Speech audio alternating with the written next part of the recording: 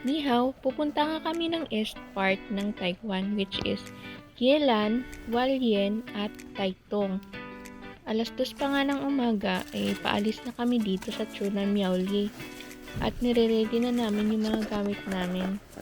Siyempre kailangan natin ng kaputi in case na uulan o sobrang lamig. Winter pa nga ngayon kaya asahan na sobrang lamig sa daan. Nakadubling jacket nga pala kami. Nakasuot ng warmer at gloves nga kami para sigurado pero malamig pa rin. Kahit nga anong oras dito sa Taiwan ay gumagana yung traffic lights nila at yun syempre yung mga CCTV kaya wala kang magagawa kundi sundin yun kahit na wala naman masyadong sasakyan. Pero sa Pinas, sus, baliwala yan, di ba? Disiplinado nga yung mga tao dito. Hindi uso singit dito, be. Pag ikaw nahuli sa CCTV, walang pinipili yun. May multa ka agad. Kung gusto nyo nga sumama sa rides namin, manood na kayo at kayo'y isasama ko. Ang video nga ito ay puro view lang yung makikita nyo. Kung ano yung mga nadadaanan namin. Ito na nga, inumaga na tayo at hindi na ako nakapag-video sa mga naistapan naming mga convenience store. Paano kasi sobrang lamig. Halos every 1 hour nga kami nag-i-stop kasi sobrang lamig. Nanunuot sa buto. At ito nga, nagpa-fog pa. Medyo carry lang naman kasi nakikita naman yung daan. Pero delikado pa rin. May mga part talaga na sobrang kapal yung fog. Kaya naka-on dapat yung ilaw nyo pag mga ganitong daan. Tamo, wala na tayong makita. Dito, inaantay na nga namin sumikat yung araw kasi sobrang lamig na.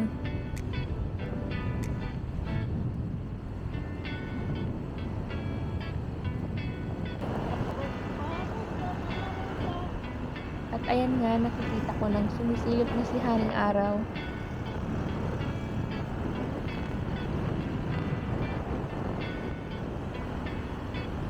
Nakatirintas nga yung buhok ko dyan. Kasi baka pagbaba ko, hindi ko na siya masuklay. Buhol-buhol na. Gugupitin na lang.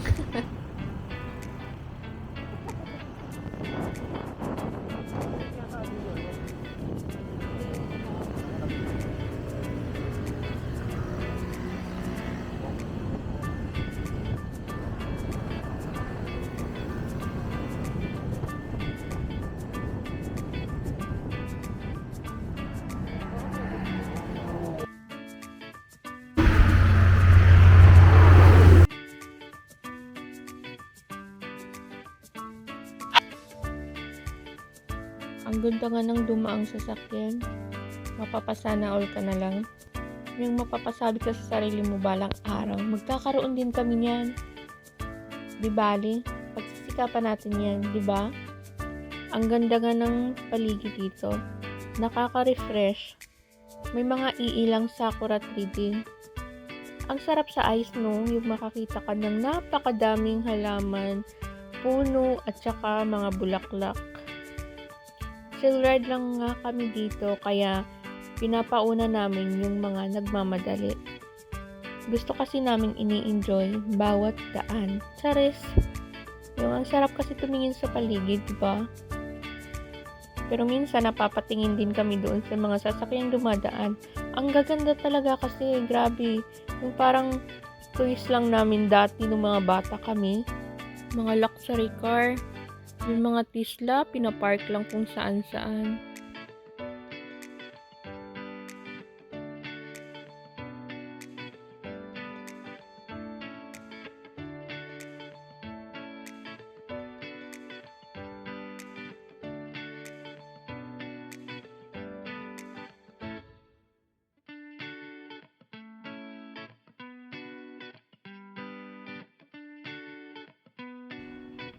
Bini-video nga namin bawat daan kasi gusto namin pag uwi namin sa Pinas, may mababalikan kami kasi hindi naman kami forever dito sa Taiwan.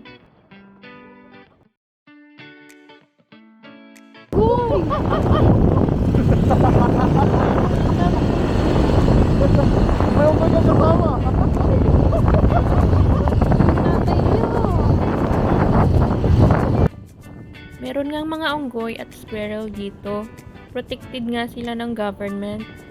Hindi sila pwedeng hulihin o saktan. Malaya nga silang nakakaano dito, gala-gala. Pinagbabawal ding bigyan ng pagkain para hindi masanay. Ayun no, sarap ng buhay ah.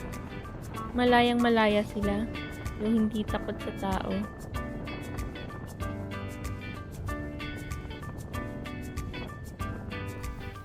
Nagpahinga nga muna kami dito saglit. Ito lang yung buhay pa. Medyo stress na yung buhok ko dito. May nakita nga kaming mga grupo ng Pinoy dito. Siguro mga lopers to. Iniikot nila yung buong Taiwan ng 2 to 3 days lang. Ganun kaganda ang Taiwan.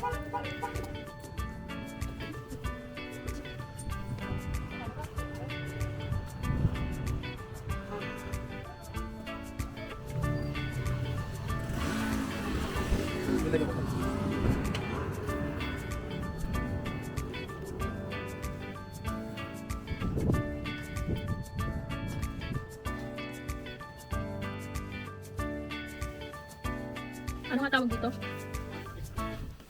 Or yung hindi tuyo lawlot.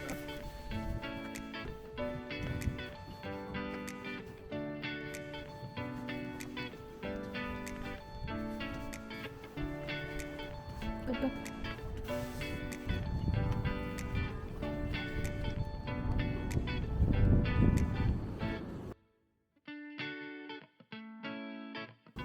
Basahin nyo na nga lang. Basta yun na yun, recreation siya. Ganda ng view. Gusto pa nga namin bumaba doon, kaso wala na kaming oras. Kasi malayong malayo pa yung pupuntahan talaga namin.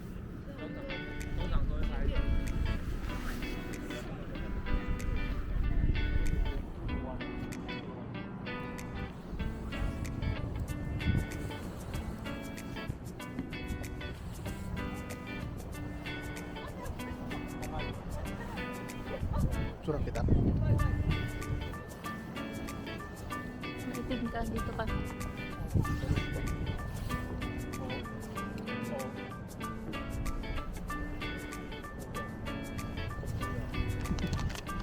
Pala.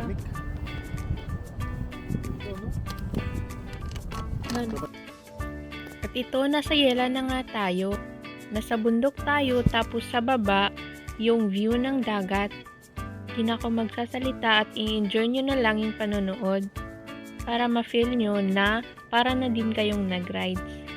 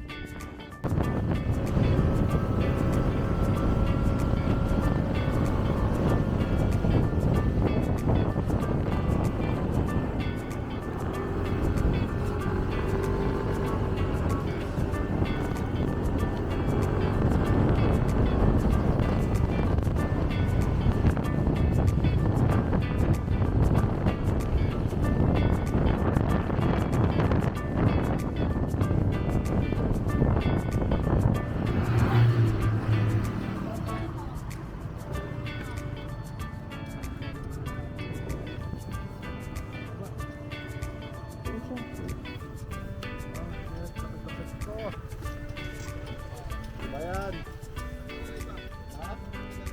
Wow!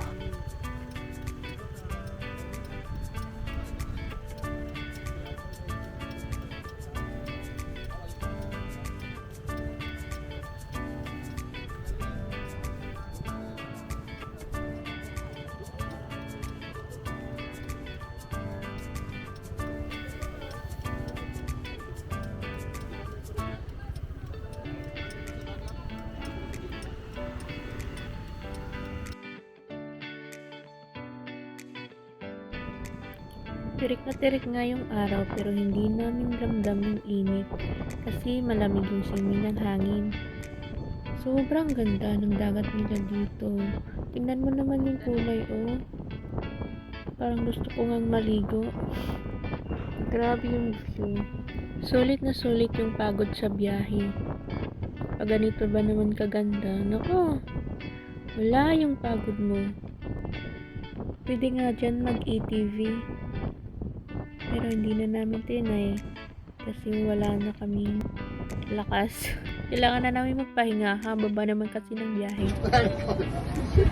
100 din to. Ikaw tapos 240 lahat. Ano? Sige.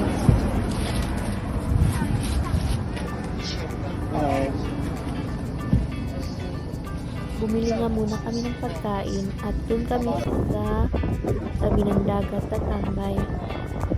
Gusto pa nga namin magtawag dyan.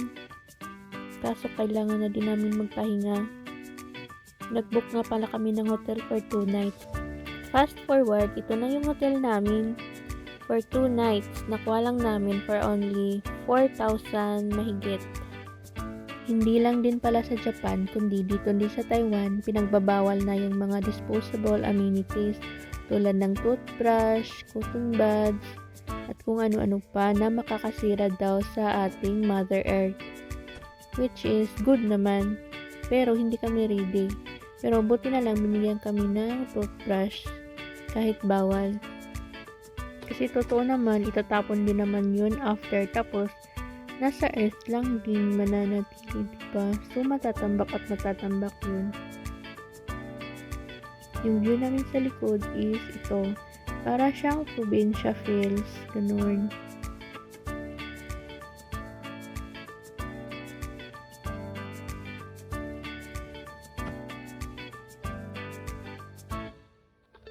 Yun lang, magpapahinga na ako. Pagod na ang person.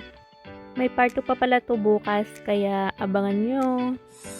Yun lang, sana ay nag-enjoy kayo sa biyahe. Yun lang. Bye-bye. Mwah!